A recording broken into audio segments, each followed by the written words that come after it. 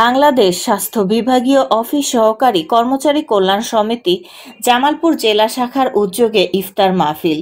বৃহস্পতিবার বাংলাদেশ স্বাস্থ্য বিভাগীয় অফিস সহকারী কর্মচারী কল্যাণ সমিতি জামালপুর জেলা শাখার আয়োজনে সিভিল সার্জন অফিসের মিলনায়তনে ইফতার মাহফিল অনুষ্ঠিত হয়।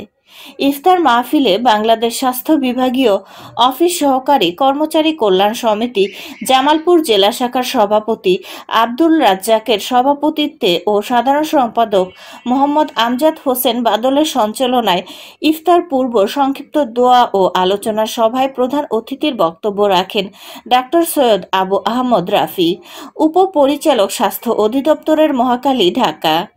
অন্যান্যদের মধ্যে বক্তব্য রাখেন জামালপুর সদর উপজেলা স্বাস্থ্য ও পরিবার পরিকল্পনা কর্মকর্তা ডাক্তার স্বাগত সাহা, 250 শয্যা বিশিষ্ট হাসপাতালের আবাসিক মেডিকেল অফিসার ও সদস্য সচিব ড্যাব জামালপুর জেলা শাখা ডাক্তার মোহাম্মদ তারিকুল ইসলাম, বাংলাদেশ স্বাস্থ্য বিভাগীয় অফিস সহকারী কর্মচারী কল্যাণ সমিতি জামালপুর জেলা শাখার সাংগঠনিক সম্পাদক ও ইফতার মাহফিল উদযাপন কমিটির আহ্বায়ক মোহাম্মদ আলামিন হোসেন সহ অন্যান্য নেতৃবৃন্দ। পরে বিশেষ দোয়া ও মোনাজাত শেষে মাগরিবের আজানের মধ্য দিয়ে ইফতার শুরু হয়। বিস্তারিত দেখুন শরীফুল ইসলাম ঝোকনের প্রতিবেদনে।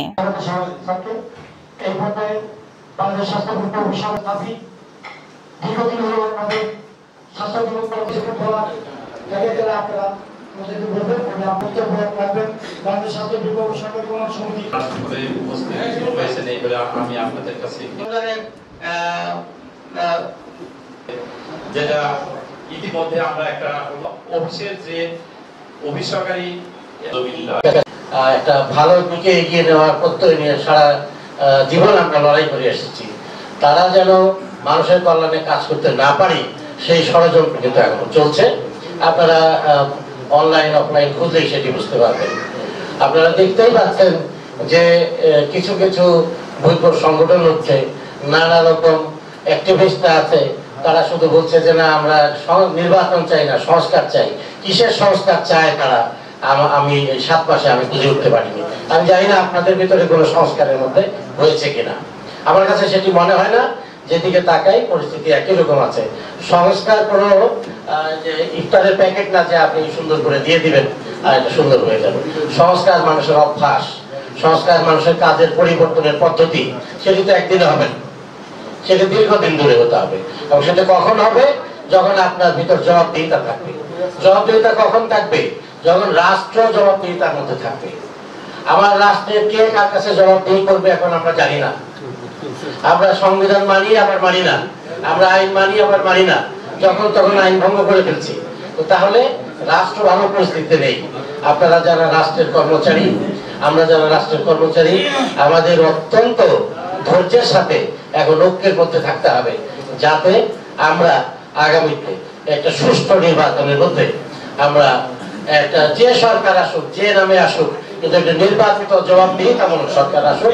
আমি আপনাদের এই ইফতার মাহফিলের সফলতা কামনা করছি। আপনারা যে দাবিটা আজকে আমাদের মাঝে স্যার এসেছেন, স্যারের সঙ্গে তুলে ধরতেন, তো আমি আশা করবো যে আপনাদের যে দাবিগুলো আছে সেগুলো খুব যথাযথভাবে যথাযথ কর্তৃপক্ষের মাধ্যমে সেটা যাতে পূরণ হয়ে আসে। 2-3 বছর আগে আমাদের এই কমিটি করছিল পরিচালক স্বাস্থ্য বিভাগের রেজিস্ট্রার মোহাম্মদ মজিবুর ভাই। তারা তার মাধ্যমে প্রধান সহকারী কামিশন প্রকল্প করতে যাতে আমরা দ্বিতীয় শ্রেণীর পদমর্যাদা পাই।